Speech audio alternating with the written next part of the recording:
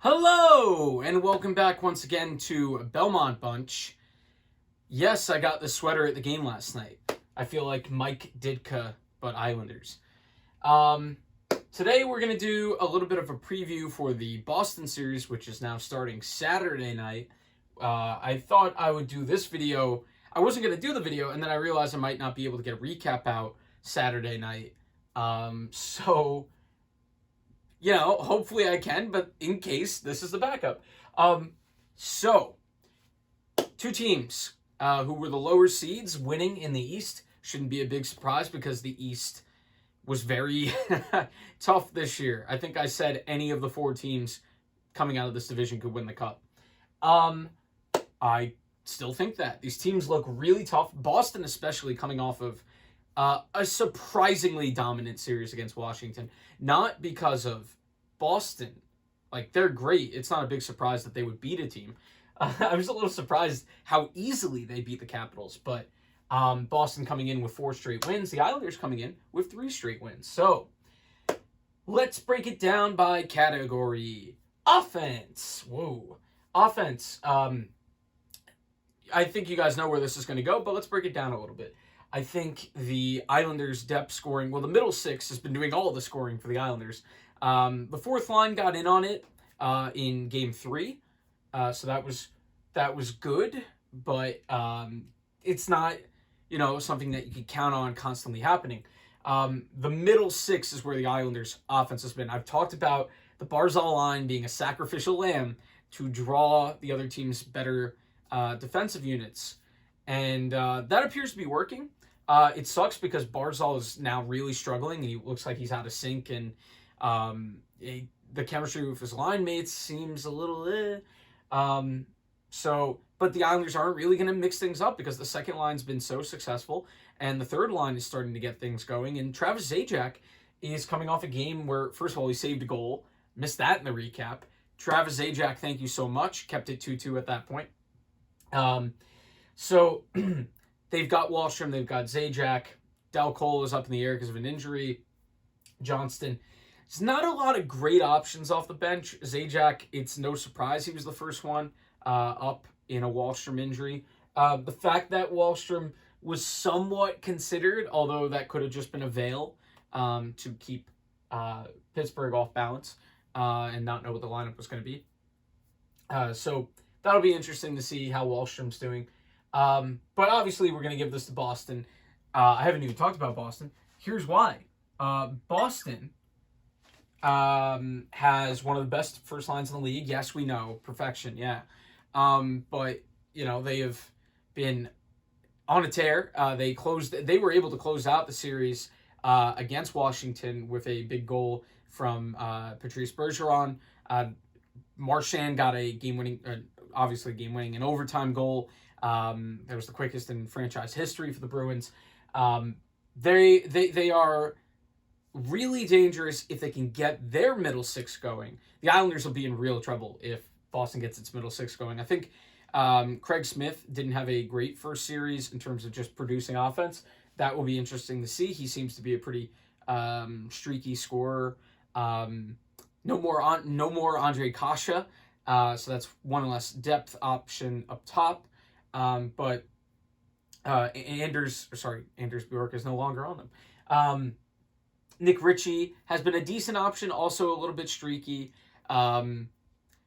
They no longer have Anders Bjork. I already said that. They bring in Taylor Hall. Obviously, that's the big one. And Taylor Hall has really flourished without having to be on the top line as kind of sort of a Phil Kessel role, a guy that maybe isn't a number one guy for a team, although he was the 1 year with the Devils, but time passes. But a guy that on the second line, that's really dangerous. And he's already shown it against the Islanders. He's destroyed the Islanders ever since I, got on him and said that he was bad and stuff. That's aged really well. So Taylor Hall, not bad, confirmed. I think the Islanders' offense, it's a little bit predictable right now. You know where it's going to come from. So Boston, if they can key up on that second line, the Islanders are in trouble. Defense. I'm going to go right off the bat and just call this one a wash. I was just trying to go with what am I going to use? So we're going to call it a wash. They finished the regular season very close to each other. Oh, geez. Very close to each other. Very close to each other. Boston and the Islanders, the last couple of years, have been top 5 in defense both years. Boston, it's been interesting this year. They've kind of had to throw it together with no more Chara and Carlo being injured a lot. Carlo's back. I personally really, really like Connor Clifton. It's not just because he went to Quinnipiac, my brother's school, but I like him because he's quick.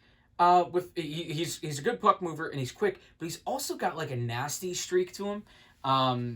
He lays some pretty big hits. He gets involved in skirmishes. He doesn't play every night. It depends really on who's healthy and who isn't. And with some injuries right now, he's been playing, and I really like his game, and I think he could be a problem. It's kind of like a junior Devon Toews, the way that I kind of see his game. And again, not just because they both went to Quinnipiac.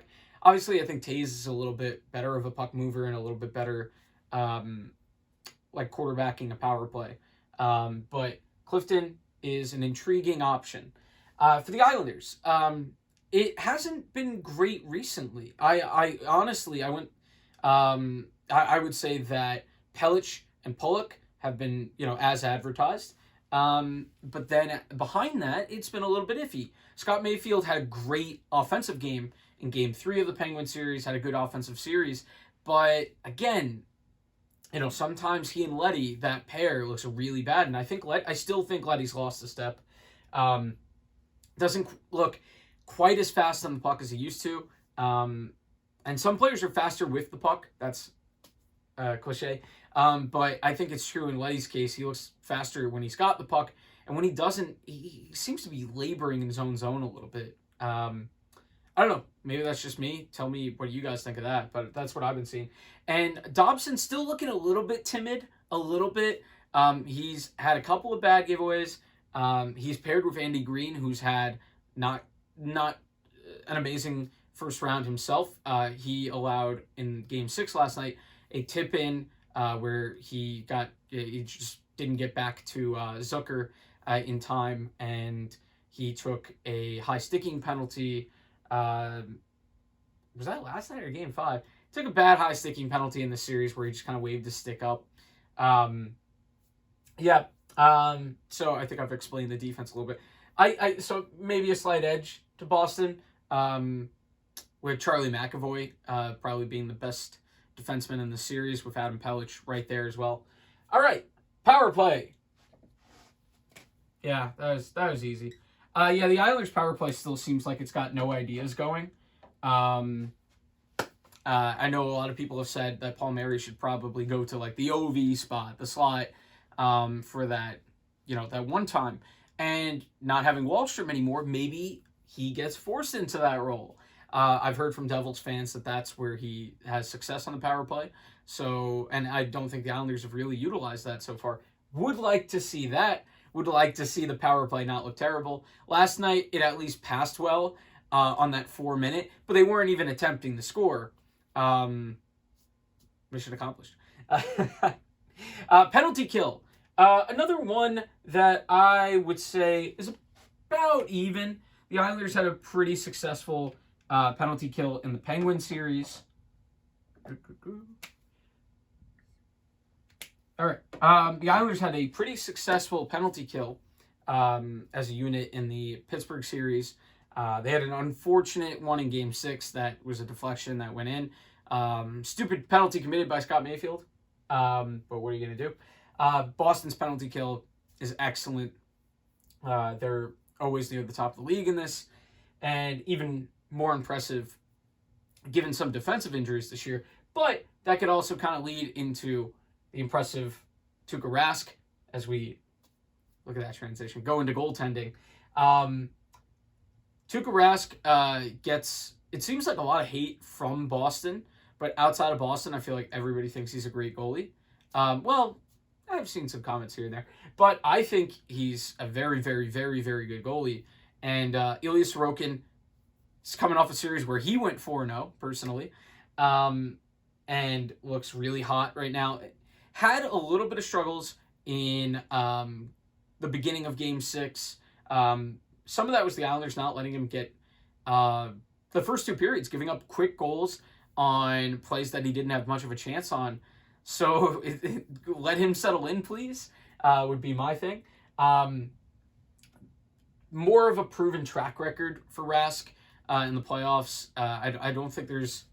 maybe a Boston fan would disagree with me, but I don't really feel like he's ever the cause of them struggling in the playoffs. He had a very solid series. I think he had like a .940 save percentage in the Capitals series. Yeah, that's pretty impressive. The Capitals have a great offense. I know, Tuukka, kind of like the Islanders do, but that's just what happens. Don't apologize for your defense. The defense insulates the goalies a little bit, but Tuukka, also was pretty freaking good, and was tracking the puck well. Sorokin, it'll be interesting to see a veteran team in Boston, how they handle a hot rookie goalie. Are they going to find that flaw in Sorokin? Sorokin, who in the regular season had some rebound control issues, didn't really show. Game 6, not at all. No rebound control issues, really. He was everything was either to the corner or just held. It was really impressive. So we'll see. This is one, I right now, I will call it a wash. I know I don't want to go based off history because you got to go based on the now. How are they doing right now? And I think they've both been impressive. You might even be able to give the Islanders a little bit of an edge there. It's very close. And like I said, maybe that edge gets taken away by a veteran Boston team that knows how to get into goalies' heads. Anyway, coaching. I'm going to give this to the Islanders. I know I'm a disciple for Barry, as Arthur Staples said last night, as the fans were chanting and cheering for dump-ins and zone exits. We have all become disciples of Barry, the Church of Barry, which is get the puck deep, especially when you're winning. For this, it's nothing. Bruce Cassidy has done an excellent job in Boston, and there's not really much that I would say is like a flaw for him. I guess it's a challenge at points trying to, maybe if he tries to get the middle six going a little bit more so like the third line with Hall on the second, that's really helpful. But they're really solid down the middle. Even though Coyle skates very slow. So do I, though. So what am I going to say? But they're pretty solid down the middle. David Krejci still gets a lot of assists, a lot of power play points. It will be interesting to see what he does in the series. The Isles did decent against the perfection line this year. So this could just end up, through coaching schemes, being a middle six series. And if I first of all, the Islanders are ecstatic if they can get this into a series that's decided by the middle six. Not that Boston's isn't good. It's more so that would mean that the Islanders, the Islanders' own first line struggles could be rendered moot. Kind of like in this last series against Pittsburgh, where Crosby struggled. Gensel had one goal. Malkin kind of got going later. I know he's more so on the second line. But, God, Jeff Carter. So it'll be interesting to see. I just got Jeff Carter. He scares me. I am tending to think that Boston is going to win this series. They're a veteran team that can skate with the Islanders, and they could skate probably better than the Islanders, and they are going to match the physicality of the Islanders.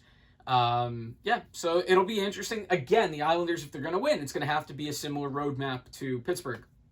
Eliminate the top line, force the depth scoring to beat you. Difference is this time, you don't have Tristan Jarry in net for Boston. That's a big difference, and why I'm kind of thinking Boston in 6.